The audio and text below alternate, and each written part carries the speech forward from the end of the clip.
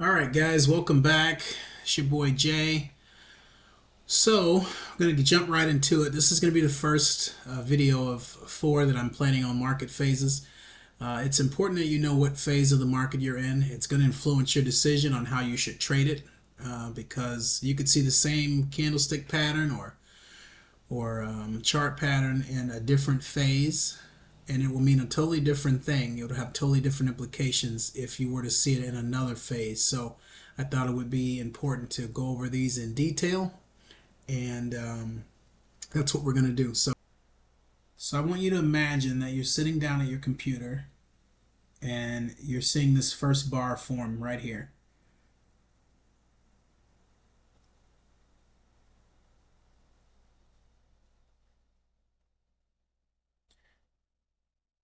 You're like, huh, that's interesting.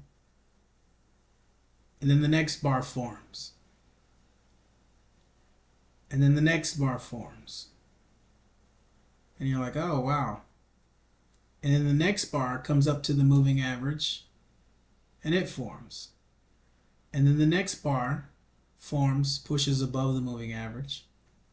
And then the next bar, and then the next bar, and then the next bar. What just happened? Each bar was 5 minutes. So you sat there for 40 minutes and watched the market go up. Did you get in?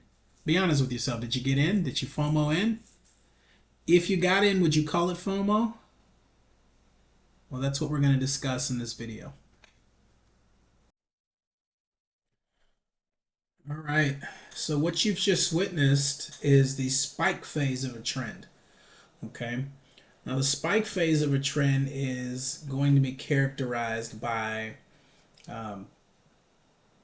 strong bodied candles, and this can be in either direction. It can be up, down, but strong bodied candles, and they're going to be closing at their highs or near their highs. Okay, and you're going to be getting very little overlap between bars, and you're going to be getting very little pullbacks. Okay, this phase scares a lot of new traders away because it moves very fast, and they see these bars moving up, going up, going up, and they want a pullback. They want to wait to get in. They don't want to buy the top of the bar. Okay, they want to wait to get in on a pullback. And the problem with that is when you're waiting to get in on a pullback, if you ever look at a chart and you're waiting and waiting for it to pull back, everyone that is watching that chart go up that hasn't yet committed is waiting for a pullback. So the chances of you getting a meaningful pullback, a meaningful correction where you can buy, it's going to be slim to none. Okay, you're waiting for this to pull back. So what is the proper way to trade this spike? It's the strongest part of the trend. It's the part with the most conviction. Okay, think about what's going on here. These buyers really from this point on were so convicted in their buys that they, as soon as the market closed, they didn't allow a lot of pullback before they started buying aggressively to the next close. This closed at or near its top, a little bit of pullback, maybe 20% of the previous candle, and they bought it back up again. This one here closed a little bit off its low, but look where this opened. Didn't even allow it to pull back.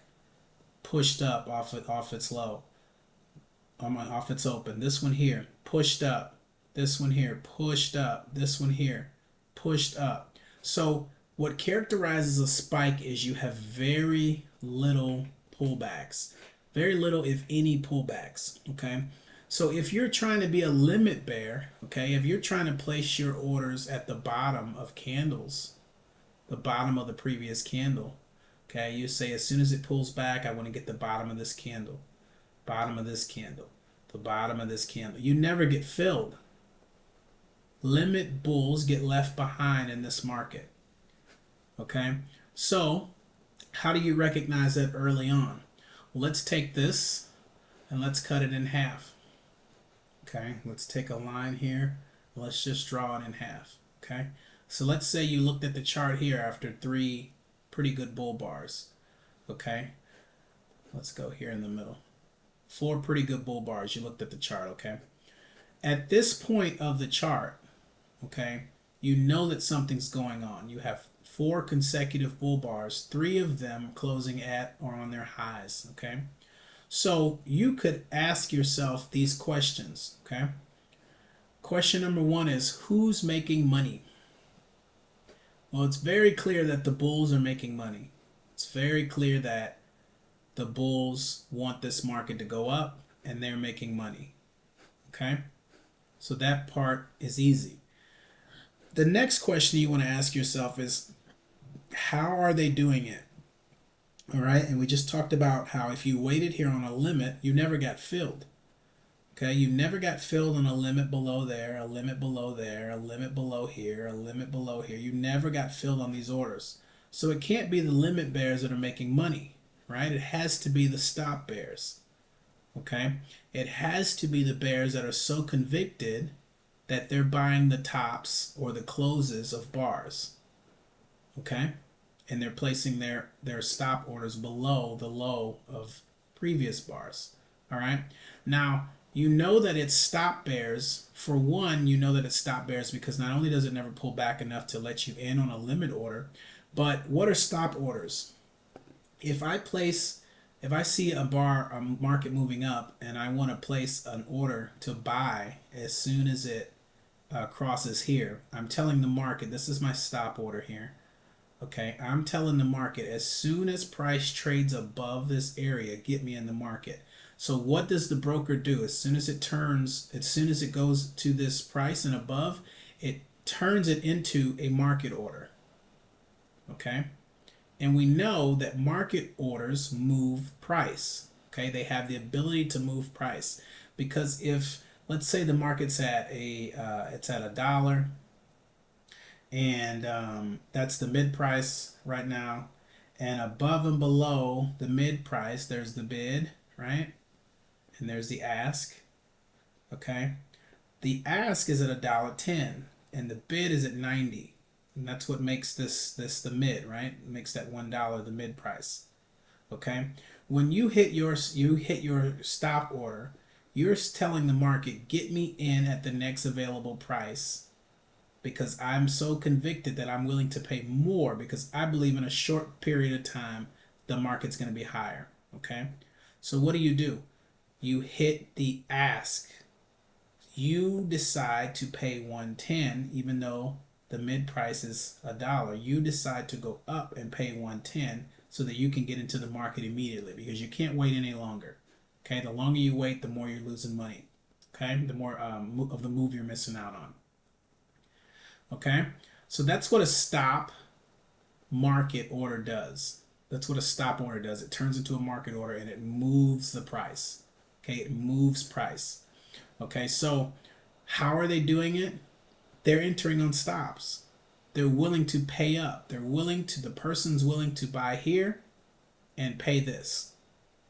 This person's willing to buy here and pay this. This person's willing to buy here and pay this, buy here and pay this. Okay, that is how the trend is moving up. All right, then you just have one question to ask yourself if you're looking at just this price action, because this hasn't happened yet. Are they making enough money for me? So then you just look at the bars. If you're on the time frame that you're trading for, day trading, you're trading for income, or you're swing trading, you're trading for wealth, you're going to be looking at the size of the candles. How big are these candles? I can tell you these candles are probably 5 to 6 points. Okay, I think the largest one is 8 points up here. Okay, so you're trading an E-mini. Each point is $50. One of these candles would be about $300. Okay, this candle here's probably $400. This candle here's probably $200. This candle here's probably $100. Okay, but $300. I make $300 in a day. I'm happy, right? I make $400 here. I'm happy, right? So, how many of these candles do you need to catch to make your day trading this spike? All right. Now we're going to go to the answer part of it. I just gave you the answers, but I'm going to put them over here now. The answer is the bulls are making money. So I should be a bull. I should buy. Bulls are making money on stops. I should place stop orders. The 1 to 2 bars of profit, this size would be enough for me. Okay? So you shouldn't be afraid of this spike because this is the reality of it. Emotion is so high. It has to be. Conviction is so high when they're buying these spikes, and it's because they believe, whoever is buying believes that if they just buy, it's going to be higher. So what does that tell you about when price starts to retrace from a spike? Well, it tells you that the limit bulls, the ones that have been watching this saying, oh, I can't wait for a retrace, they're going to buy it. So you're going to have some price support somewhere in here. Okay? And if that does not happen, you won't get trapped because you realize that, okay, this was a mistake. If they come down here or down to here and they do not buy, that's a problem. And you recognize that and you get out. But you will miss a lot more profit if you choose not to trade these because you're afraid of this. Because this is very rare. It's very rare you see a trend go up and then come right back down. No. It usually goes up, consolidates, looks for more buyers, pokes above, looks for finding more buyers, and then it'll start to roll over. Okay? That's usually what happens. Occasionally you'll get that reversal and it'll go both ways. Occasionally you'll get V bottoms. Okay, it'll reverse. But that's very rare. Most of the time though, when you get a spike like this, it leads to what the next phase of the market is, and that's going to be a tight channel. So this video is already 10 minutes. I'm going to leave it there. But I want to show you that this happens, the spike happens on all time frames in all markets all the time. So I've already went back and I've gotten some examples here. This is a 1 minute spike right here. 1 minute spike lasted for 6 bars. It was 9 points on the 1 minute chart. Look at that. Very little pullbacks. You tried to be a limit bear here. You tried to buy below bars. Very little. Very you weren't filled in most of your orders, depending on how low you wanted to buy. 15-minute spike. Look at this. It was 12 bars. It was 4 hours. 51 points. Look at this spike. 12 bars. 51 points. This is a spike down on a 60-minute chart.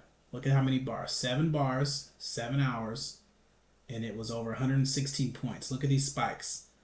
Stop, stop, stop, stop, stop, stop. You had to buy on stops if you wanted to join this. Okay? All the way up to the daily chart. Look at the daily chart. Okay? Spike, stop, stop, stop. Okay? You got trapped here. Okay? But your stop was below this bar. Okay? Had you realized you were in a spike right here, you would have been able to play this bar and this bar. Okay? You would have had more than enough profits to get trapped right here, come down about midway, and then get out. Look at that. 3 bars, 5 days, because I guess this is a weekend. It's counting Saturday, Sunday. 157 points. Look at the weekly spike. This is on a weekly chart. Look at that. This one, maybe you're not too convinced, but it spiked above. Okay? This one here, stop order. Probably traded down first because it was here. Traded down to here, spiked up. This one traded even less of the body. Spiked up. This one here, spiked up. This would have been perfect because your risk was very, very small right here. Okay? 4 bars, 506 points. Okay, this is a month of trading. Look at the monthly chart here. This is a monthly chart of SPY. I just went to the monthly, found a spike. This spike's a little bit more, it's got a little bit more pullbacks in it, but for the most part, you're seeing the same type of activity. Here's another thing. If it kind of looks like a spike, you should trade it like a spike. Okay? So this here, though, little to no pullbacks. This is a pullback, but you bought this, you probably made money. You put in a stop here. Look at that. It didn't even pull back on this monthly one. You made money all the way to the top. This one pulled all the way back. Let limit bears get in on the action. Okay? But once it closed at its high, closed here, didn't retrace more than half, took off. This one retraced a little bit more than half, took off. This one retraced. So this is a spike on a monthly chart. Okay? It's a little bit different, but it kind of looks like all the other examples, right? So you trade it like a spike, right? The only difference is here it's a little more forgiving you can actually scale into this and get a better position. Okay? Because after it pulls back here and buys, and you can buy, and someone buys and you get pushed up, when it pulls back here, you're not worried because you just saw limit bears make money or limit bulls make money. Same here, you saw limit bulls make money, okay, and you're still able to get some nice sized bodies closing at their highs out of it. And then we have the yearly chart. Look at this yearly chart. Oh, the monthly chart, 9 months, 1,283 points. Yearly chart, every bar is a year, every bar is 12 months, 2,500 points. Obviously, it's over 10 years of data, okay? But look at that, spike, spike, spike. So the market has been in a spike phase really for the past 13 years. Okay, this is stopping at around 2022. Very little pullbacks. Okay, this is why people say, well, you should buy and hold. That day trading stuff is gambling. Shut up. This is what the yearly chart is doing. But you can see on all of these charts, it's the same.